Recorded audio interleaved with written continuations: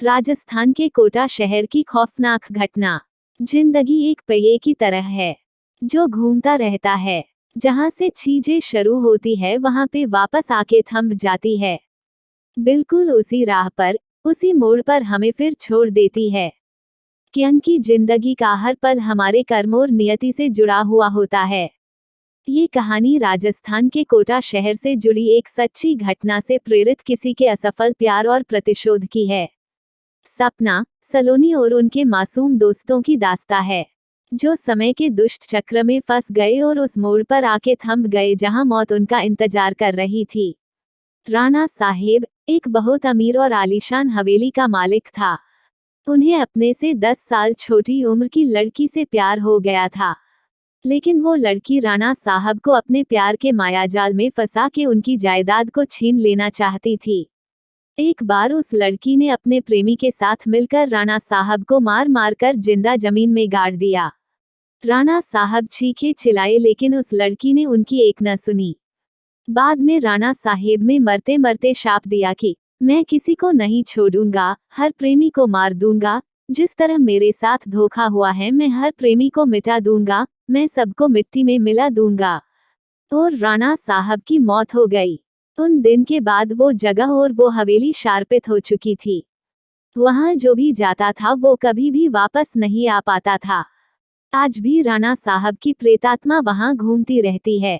कुछ दिनों के बाद उस हवेली पे एक प्रेमी कपल वहां पे घूमने के लिए आए। सपना और रजत, उन दोनों की सगाई हो चुकी थी लेकिन शादी करनी बाकी थी। सपना अपने घर में किसी को कुछ बताए बिना रजत के साथ आई थी। सपना और रजत मजाक मस्ती में उस जगह पहुंच गए जहां पे राणा साहब जो जिंदा दफन कर दिया था। अचानक रजत उस जगह पे गिर जाता है और उसका पैर जमीन के नीचे घुसने लगता है। ये देखकर सपना डर जाती है और मदद के लिए चीखने चिल्लाने लगती है, लेकिन कोई भी उसकी आवाज नहीं सुन पाता है। सपना जब उस हवेली में मदद के लिए जाती है तो वही उसे किसी के होने का आभास होता है। उसी वक्त तुरंत सपना गिर जाती है और कोई उसका पैर पकड़कर उसी जगह पर खींच के ले जाता है जहां राणा साहब और रजत दफन हुए थे। बाद में सपना भी उसी जगह पर दफन हो जाती है। कुछ दिन बाद जब सपना अपने घर नहीं पहुंचती है तब उसकी बहन सलोनी अपने पति समीर और कुछ मित्रों के साथ उसे ढूंढते ढूंढते उस हवेली पे पहुंच जाते हैं। समीर एक पैरानॉर्मल एक्टिविटी का एक्सपर्ट है। जब वो सब उस हवेली पर पहुंचे तब समीर को पता चल गया कि यहाँ पे किसी बुरी आत्मा का वास है। उसने सबको सूचित कर दिया। उसी रात को उन सभी के साथ कुछ अजीबोगरीब घटनाएं होने लगती है, जैसे कि नल से पानी टपकना, अपने बेडरूम में मिट्टी का आ जाना, रूम की खिड़कियां अपने आप हिलने लगना, किसी के रोने की और चिल्लाने की आवाज आना।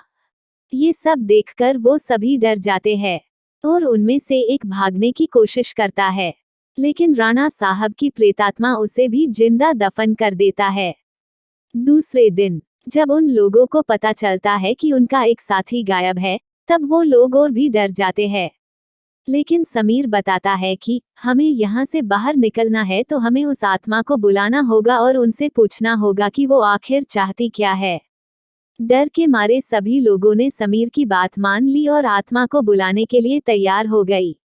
समीर ने एक रूम में सभी तैयारियां कर ली और बताया कि जब तक हम आत्मा से पूरी जानकारी नहीं जान लेते तब तक कोई इस रूम से बाहर नहीं जाएगा, और कुछ भी हो जाए कोई किसी का हाथ नहीं छोड़ेगा। समीर ने तंत्र मंत्र से आत्मा को बुलाना शुरू कर दिया। कुछ ही देर में तेज पवन और बिजली के साथ राणा साहब की आत्मा उस रूम में आ गई।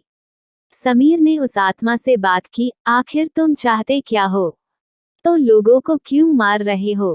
कौन हो तुम? राणा साहब की आत्मा ने कहा, निकल जाओ यहाँ से, मैं किसी को भी नहीं छोड़ूंगा, सब मारे जाएंगे, जो भी यहाँ आए गया उन सबको मार दूंगा। इतना कहकर वो आत्मा चली गई। वो लोगों ने बाद में सपना की आत्मा को बुलाया और पूछा, आखिर उसके साथ हुआ क्या था? सपना की आत्मा ने उन सभी को सारी हकीकत बात दी और बोली, मुझे राणा साहब ने जमीन के नीचे दफन कर दिया है, प्लीज मुझे यहाँ से निकालो। सलोनी ने अपने बहन सपना से पूछा, राणा साहब की आत्मा को कैसे मारा जाए? सपना ने बताया कि जहां राणा साहब ने हम सबको दफनाया है वहां पास में माताजी का त्रिशूल है। उस त्रिशूल से राणा साहब की आत्मा को मार जा सकता है और इस महल को उनकी चंगुल से बचाया जा सकता है।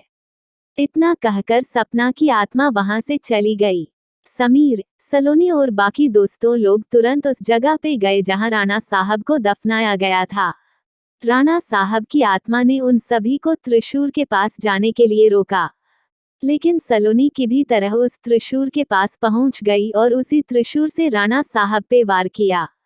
कुछ ही देर में राणा साहब और उनके साथ वो सभी आत्माओं को मुक्ति मिल गई जिसे राणा साहब ने दफनाया था। यदि ये कहानी आपको पसंद आई हो तो अपने दोस्तों और अन्य लोगों के साथ शेयर जरूर करिएगा।